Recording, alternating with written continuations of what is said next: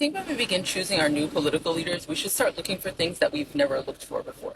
We tend to have this very standardized, homogenized idea of like the people that we should get in office, and that's clearly not working for us. Like, how can you reform the prison system if you've never been to jail? How can you reform a welfare system if you've never been on welfare?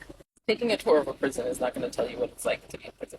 Like me personally, I don't mind someone who's been drug addicted and they've gotten over it. This shows resilience. It shows a deep familiarity with the heavy burden of existence. And if they recover it fully, it shows that they have a deep sense of self-governance. Don't stick to that point. We don't need a former drug addict. I'm not saying that. But I want someone who's been in the grit of life. I'm tired of these like tower living individuals, ivory tower living individuals deciding what's going to happen with my life. And honestly, it makes no sense. People who grew up in poverty and in hardship are incredibly resilient. They are very adaptable. They have ingenious means of getting things done. They think very abstractly usually. What we really need is all the people who've been left on the fringes, the neurodivergent. I'm doing air quotes because I don't really believe in that terminology. And that's no offense to anyone. I just feel like we're all taught to be so like standardized that we shouldn't even have to have a term like that. Like, it's just people who think differently. We all think very differently. And I know there are some chemical things involved in that. I don't know enough about it. I'm not going to go into it, but that's just my opinion. We don't need all these labels. It's minutia to get into. Like, just people having different mindsets and worldviews.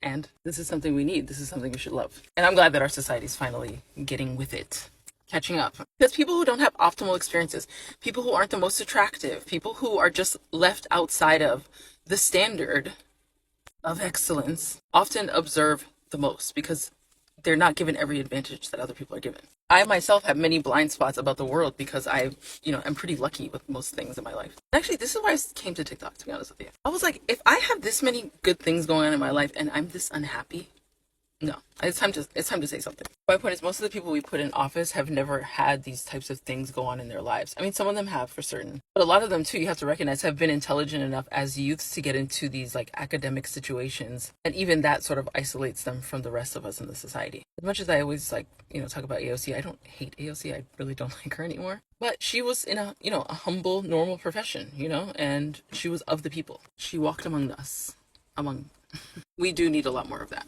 Thanks for listening to my TED Talk.